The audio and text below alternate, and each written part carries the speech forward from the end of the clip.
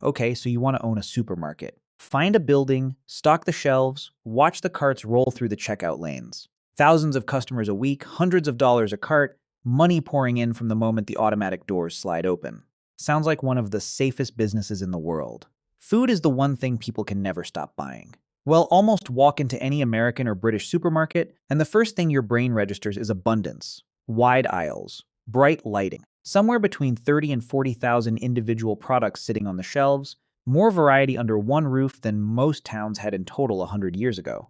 The checkout lanes never really stop moving, and the revenue numbers back up that feeling of wealth. The average American supermarket brings in somewhere around $712,000 a week. Multiply that across a year, and a single store is pulling in close to $37 million in gross sales. $37 million from one building in one town. Here's the problem. Almost none of that money stays in the building. Supermarkets are not high-margin businesses. They never have been. They are high-volume machines that survive on fractions of a cent. The industry average net profit margin sits somewhere between 1 and 3%, and in the most recent full year of data, food retailers averaged about 1.7% net profit. Run the math on that $37 million in revenue, and the store keeps around $629,000 a year. When a customer spends $100 at the register, the owner of that store walks away with less than $2 of it. Everyone else in the transaction, the farmer, the distributor, the trucking company, the manufacturer, the landlord, the electric company, the employees, takes the rest. So before you even think about buying a grocery store, you need to throw out the mental model you walked in with. This is not a markup business. Nobody gets rich charging a 50% premium on a can of soup. This is a logistics business wearing a retail costume. The real skill is moving enormous volumes of perishable, fragile, low-margin goods through a building faster than they spoil, faster than they get stolen, and faster than a competitor down the street can undercut you. Understand that, and everything else about this business starts to make sense. Let's start with what it actually costs to get in the door. There is no single price tag on a supermarket. There's a ladder of options, and the cheap end of that ladder is mostly a trap. At the very bottom, you could open a small corner grocery store for around $100,000. That gets you a tiny footprint, a handful of coolers, and barely enough inventory to look like a real store. It is not what most people picture when they say the word supermarket, and it will not generate anywhere near supermarket-level revenue. To build a genuine, full-scale independent supermarket, one with a produce section, a butcher counter, a bakery, and enough parking to matter, you are looking at somewhere between $3.5 million and $16 million, depending entirely on your location. And location is where the first hidden cost ambushes you. Commercial retail rent in an average American shopping center runs close to $24 per square foot per year. In a prime coastal market, that number can climb past $60 per square foot. The average supermarket footprint is about 42,000 square feet. Do that multiplication in your head, and you already understand why so many grocery chains fight so hard over real estate before they've sold a single item. Then comes the build-out. And this is where the real money disappears. Land, construction, and the physical shell of the store can run anywhere from $400,000 for a small conversion to $15 million for a ground-up build in an expensive market. Refrigeration alone, the walk-in coolers, the compressors, the open-air display cases for meat and dairy and frozen goods, typically costs between $250,000 and $750,000, and that number climbs fast in a larger store. A single 20-foot by 20-foot commercial walk-in cooler can run past $25,000 on its own, and a full supermarket needs several of them, each holding a different temperature zone. Then you need something to put inside all that refrigeration. Initial inventory to fill the shelves and make the store look complete on opening day costs somewhere between $200,000 and $500,000. Shelving and fixtures, the gondola racks, the produce displays, bakery and deli counters run $50,000 to $150,000. Technology, security cameras, point-of-sale terminals, electronic systems, another $30,000 to $120,000.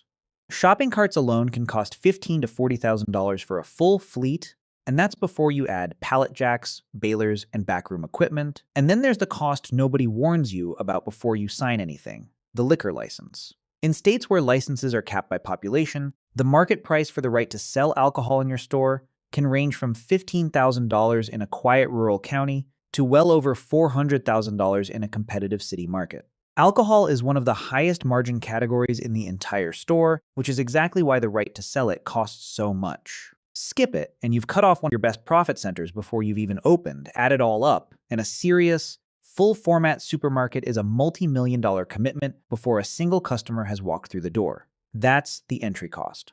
Now let's talk about what it costs just to keep the lights on. The cost of goods sold, what you pay wholesale for the products sitting on your shelves, eats up somewhere between 65 and 75% of every dollar in sales. That's before a single other expense. What's left has to cover everything else the business needs to survive. First, labor. Wages and benefits typically run 10 to 16.3% of total sales, and this is where supermarkets quietly bleed money that most owners underestimate. The retail grocery industry has one of the highest staff turnover rates in the entire economy, around 40% annually for part-time workers, climbing close to 56% at companies running multiple locations. Every time an employee leaves, you're paying to recruit, hire, and retrain a replacement, and that cycle never really stops. Second, energy. Supermarkets are among the most electricity-hungry commercial buildings that exist, largely because of refrigeration running 24 hours a day every day of the year. A typical store consumes around 51 kilowatt hours of electricity per square foot annually. For a 40,000 square foot store, that works out to roughly $230,000 a year just in utility bills, and refrigeration plus lighting alone can account for 50 to 80% of that total. Third, rent and occupancy, typically 4 to 10% of revenue. Fourth, everything else, marketing, insurance, maintenance, security, and technology licensing, which together add another 3 to 8%. And then there's the cost that never shows up on an invoice, shrinkage. This is the industry's word for inventory that simply disappears, through theft, spoilage, or error, before it's ever sold. Total shrinkage across the grocery sector averages between 1.6 and 3% of sales. That might sound small, but remember the net margin is only 1.7%. A 2% shrink rate in a business running a 1.7% profit margin isn't a rounding error. It's the difference between a profitable year and a loss. Break that shrinkage down and the picture gets uncomfortable. Employee theft, from cash skimming to giving free items to friends, accounts for roughly 42% of all shrink losses, and the average internal incident costs a store close to $1,900. Shoplifting accounts for another 37%, though the average external theft incident is smaller, around $461. The rest comes from administrative mistakes and vendor errors. Mispriced items, scanning mistakes, short shipments from suppliers. On top of theft, there's spoilage, which hits the fresh departments especially hard. Fresh produce alone loses an average of 11.6% of stock to spoilage, and some highly perishable greens can see loss rates above 60%. Across the country, supermarkets throw away an estimated $15 billion worth of unsold fruit and vegetables every single year. Multiply the math out, and a single $100 inventory loss requires the store to generate over $5,000 in brand new sales just to break even on that mistake. Because the profit margin on each new dollar of sales is so thin so far, the picture looks brutal. Now let's talk about how the money actually gets made. Because there is a real working system underneath all of this, the center aisles of the store, the canned goods, the cereal, the bottled drinks, are essentially loss leaders. They exist to get people in the building and keep them coming back weekly, but the margins there are thin, often around 26% gross, before any operating costs are subtracted. The real profit lives on the perimeter of the store. Fresh produce carries a gross margin around 30 to 40%, despite the spoilage risk. The deli and prepared foods counter runs even higher, 40 to over 50% gross margin, because customers are paying for convenience, not just ingredients. The in-store bakery is often the single most profitable department in the entire building, with margins routinely exceeding 55%, because flour, sugar, and yeast are cheap, and the finished product looks and smells like something worth paying a premium for. Meat and seafood run 25 to 30%. And floral, despite taking up barely more than 1% of the store's total footprint, generates gross margin around 46%, making it one of the best uses of square footage in the whole building. Then there's the quiet war between national brands and private label goods. National brands like the big soda companies or the big cereal companies draw customers into the store because people already know and trust them, but because those manufacturers hold all the negotiating power, they leave the retailer with only about 26% gross margin. Private label, the store's own branded version of the same product, flips that equation. By cutting out the manufacturer's marketing budget and negotiating direct production deals, a store can build its own products for 40 to 50% less than what it costs to stock the national brand, price the private label item 20 to 30% below the branded version, and still walk away with a gross margin closer to 35%. The sweet spot most successful supermarkets land on is having private label make up somewhere between 35 and 40% of total products. Push much higher than that and customers start feeling like their choices are being taken away. Sit much lower and you're leaving margin on the table every single day. There's also a financial mechanism working quietly in the background that most customers never think about, called the cash conversion cycle. Because customers pay cash or card instantly, and because grocery inventory turns over fast, a supermarket usually collects its money from a sale within a day or two. But suppliers, especially large national manufacturers, are often paid on 30, 60, or even 90-day terms. That gap means the store is sitting on the supplier's money for weeks before it has to pay the bill. Multiply that across an entire store's worth of inventory, and a well-run supermarket effectively gets free, interest-free financing every single month, funded entirely by its own suppliers. Here's where it gets interesting. On paper, 1.7% looks like an almost embarrassingly small profit margin. But that number is deceptive because it isn't applied once. A successful independent grocery store turns its entire inventory over somewhere between 17 and 19 times a year. That same 1.7% margin, applied to the same dollar of capital 19 separate times over 12 months, compounds into a return that looks nothing like 1.7% by the time the year ends. This is the entire logic behind everyday low pricing. Keep the markup small, keep the shelves moving, and let volume do what markup alone never could. And volume is not an accident. It is engineered deliberately down to the inch of floor space. The first several feet inside the entrance are what the industry calls the decompression zone, a deliberately uncluttered area, often filled with bright produce or flowers, designed to signal freshness before the customer has picked up a single item. Roughly 9 out of 10 shoppers naturally drift to the right when they enter a store. So stores are laid out to guide traffic in a counterclockwise loop because data shows counterclockwise shoppers spend a couple of dollars more per visit than shoppers who move the other way. The absolute essentials, milk, eggs, bread, basic meat, sit at the very back and around the far edge of the store, forcing every customer to walk past thousands of higher margin items just to reach the things they came in for. Eye level is buy level. Products placed at a standard adult's eye line sell dramatically faster than identical products placed above or below, which is exactly why manufacturers pay real money, sometimes several hundred to over $1,000 per item per store, just to secure that shelf position. Lower shelves, meanwhile, are strategically loaded with bright, sugary products, angled toward the eye line of a small child sitting in the cart, not the adult pushing it. End cap displays, the promotional shelving at the end of each aisle, reliably boost sales of the featured item by 20 to 30% during a promotion. And the checkout lane, where the customer is standing still with nothing to do but wait, is lined with candy, gum, and cold drinks, converting a few idle minutes into pure, high-margin impulse revenue. None of this is guesswork. It is one of the most heavily researched areas of retail psychology in existence because the margins are so thin that even a small shift in customer behavior can be the difference between a profitable quarter and a loss. Now remember what I said about the volatility built into every part of this business. The costs are fixed. Rent doesn't change month to month. Refrigeration runs whether the store is busy or empty. But the revenue side is exposed to forces far outside the owner's control, and this is where a lot of supermarkets quietly bleed to death. Take online delivery. A typical $100 basket bought in-store generates roughly $4 of net profit for the store. Take that exact same order online, and now an employee has to walk the aisles, hand-pick each item, pack it, and either hand it off or personally deliver it. By the time labor and logistics costs are added, that same order can flip from a $4 profit into a $13 loss. Every grocery chain in the country is currently wrestling with this exact math, because customers want the convenience, but very few are willing to pay what that convenience actually costs to deliver. Take out-of-stock shelves. When a customer reaches for a product that isn't there, over 60% will settle for a substitute, but up to 25% will simply walk away without buying anything. And in categories where brand loyalty runs strong, over 40% will leave the store entirely and buy it somewhere else. Stockouts alone are estimated to cost retailers around 4.1% of total sales, a devastating number in a business running on a 1.7% margin. And here's the part that stings. The vast majority of stockouts, somewhere between 70 and 90%, aren't caused by suppliers failing to deliver.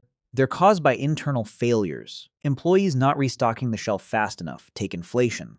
When wholesale prices rise and a store passes that cost onto the shelf price, customers don't just grumble and pay it. They trade down, They switch from the national brand to the private label. They abandon premium items entirely. Some walk out the door for good and start shopping at a discount chain instead. The grocery customer is famously price sensitive because food spending is one of the most closely tracked line items in almost every household budget. Add labor shortages to that list. With part-time turnover regularly above 40%, a store is almost never operating with a fully trained, fully staffed team, which means the very people responsible for restocking shelves and preventing spoilage are often the newest, least experienced hands in the building. Add a food safety recall, an event no single store can control or predict, and a supermarket can lose an entire category of revenue overnight while absorbing the reputational damage that follows a customer's trust being broken. Add a supply chain disruption, a port delay, a trucking shortage, a severe weather event, and the tightly timed inventory system that keeps a store's costs low suddenly produces empty shelves instead, at exactly the moment competitors down the street still have stock. This is the structural trap of the entire industry. The store's costs behave like a business with predictable fixed obligations. The store's revenue behaves like a business exposed to consumer psychology, competitor pricing, and macroeconomic swings the owner has zero control over. That mismatch is exactly why so many grocery chains, even massive, well-run ones with decades of experience, eventually collapse, and the volatility doesn't stop with customer behavior. It extends to the entire competitive landscape sitting around every independent grocery store. Walmart leans on sheer global scale to dictate everyday low pricing across the whole industry. Costco has built an entirely different model around bulk purchasing and a membership fee that renews at close to 90% every single year, meaning over half of the company's operating profit doesn't come from selling groceries at all. It comes from the membership card sitting in your wallet. Hard discount chains like Aldi and Lidl strip out almost everything a traditional supermarket considers standard, carrying only around 700 to 1,500 products instead of 30,000, running stores with as few as 3 to 7 employees on shift, and using that stripped-down cost structure to undercut traditional grocery prices by 15 to 30%. An independent supermarket cannot win a straight price war against any of these companies. Studies comparing shopping baskets consistently show Aldi and Lidl pricing 30 to 40% below traditional regional supermarkets, and warehouse clubs like Costco coming roughly 21% cheaper than Walmart on a per-unit basis. So the smaller operators that survive don't try to win on price. They win by moving fast, stocking hyper-local and specialty items that a national chain's rigid supply chain will never bother carrying, and building the kind of in-person relationship with regular customers that a self-checkout kiosk simply cannot replicate. Technology has become the newest front in this fight, and it's reshaping the economics of the store in real time. Electronic shelf labels, small digital price tags using e-ink displays, cost somewhere between $5 and $15 per unit, meaning a full store rollout can run past $100,000. That sounds like an enormous expense for something as simple as a price tag, until you consider what it replaces.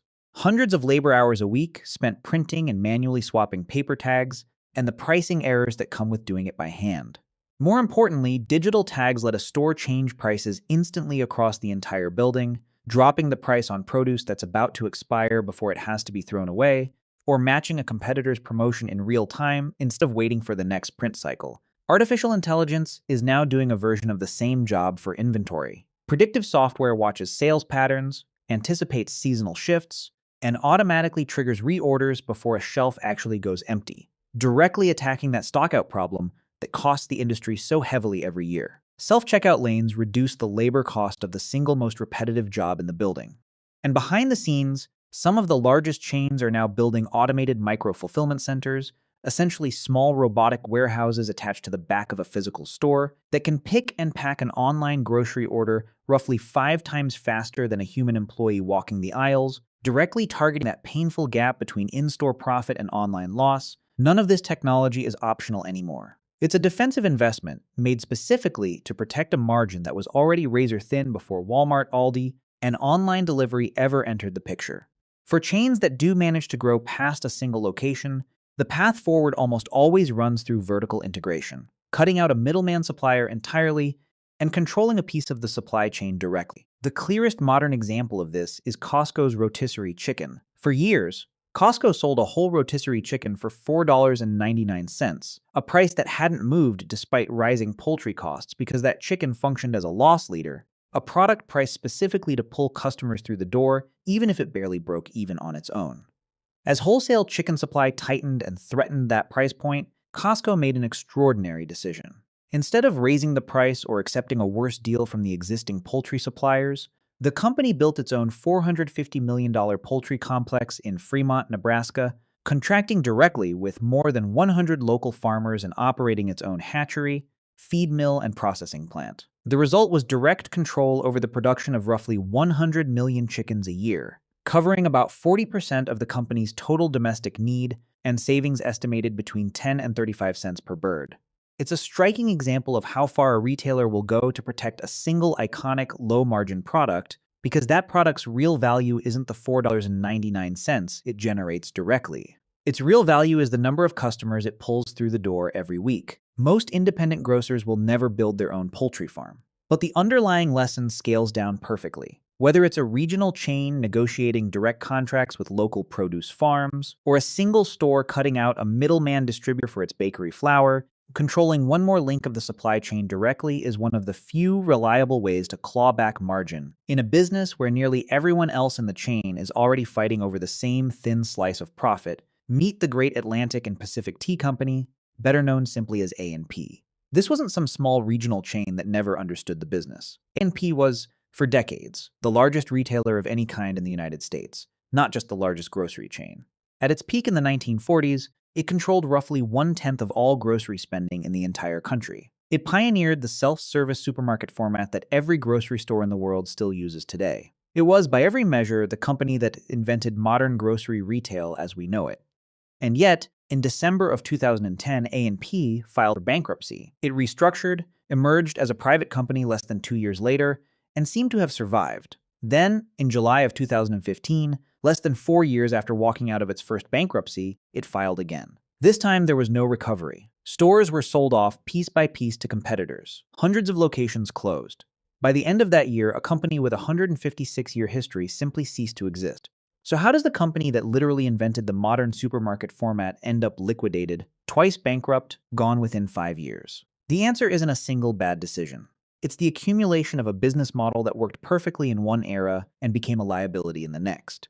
A&P had built its entire empire on standardization, tight cost control, and heavy reliance on private label goods, strategies that were revolutionary in the early 20th century. But as the industry evolved around discount chains, warehouse clubs, and increasingly sophisticated regional competitors, the systems and labor agreements A&P had built decades earlier became rigid and expensive to unwind. The same operational discipline that built the empire made it nearly impossible to adapt once the ground shifted underneath it. The company that taught the entire industry how to run efficient stores eventually got out-efficiencyed by companies it had inspired. Keep that in mind. In an industry running on a 1 to 3% margin, being good at the business isn't enough. You have to keep being good at it forever while the ground under you keeps moving. So with all of that on the table, what does the actual math look like if you're the one signing the lease?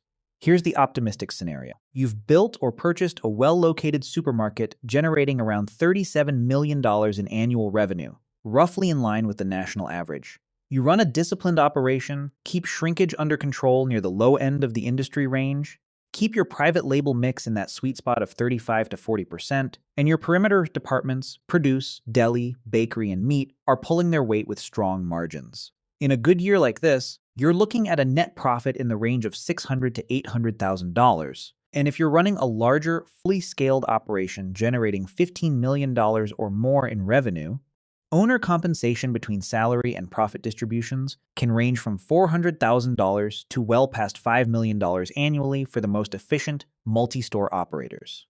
Now here's the realistic scenario. Shrinkage creeps up toward the higher end of the range, say 2.5%. Driven by a rough patch of employee turnover and a spike in theft. A produce delivery gets delayed by a supply chain hiccup, and you lose a chunk of fresh inventory to spoilage before it ever hits the shelf. Inflation pushes wholesale prices up, and to protect your margin, you raise shelf prices, only to watch a meaningful slice of your price-sensitive customers drift toward a discount competitor down the road. Add a stretch of chronic understaffing that leads to empty shelves during your busiest hours. Run that same $37 million revenue store through this version of the year, and instead of $600,000 to $800,000 in profit, you could be looking at a loss, somewhere in the range of a few $100,000 in the red, even though revenue barely moved at all. The difference between a good year and a bad year in this business isn't measured in the millions the way it might be in oil drilling or shipping. It's measured in a single percentage point of shrinkage, a single percentage point of margin, a handful of decisions made correctly or incorrectly at the store level, week after week, for 52 weeks straight. That's the real secret behind the supermarket business. It looks like a business about buying and selling food,